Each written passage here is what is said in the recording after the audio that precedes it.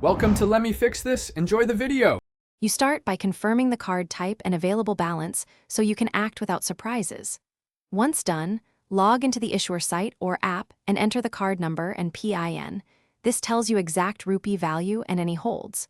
Make sure to note regional restrictions and expiration dates because those affect where you can spend. If the balance is on a partnered wallet, link that wallet now so you can use RS immediately at checkout.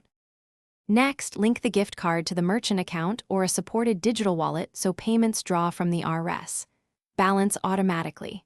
If conversion is allowed, transfer the amount to store credit or reload your wallet to simplify checkout. This avoids barcode scanning errors. Once linked, practice a small test purchase to confirm the balance applies.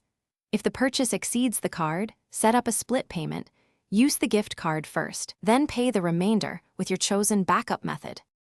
Finish by applying the gift card at checkout and confirming the RS amount before you finalize the order so you avoid overcharges. After payment, check the remaining balance in your account or wallet to keep records. If the card is rejected, re-enter the card number and PIN carefully and retry. Sometimes spaces or leading zeros cause failures. If problems persist, contact the issuer with your receipt, card number, and error message so they can resolve holds or process a manual adjustment. Thanks for watching. If you found this helpful, don't forget to like and subscribe.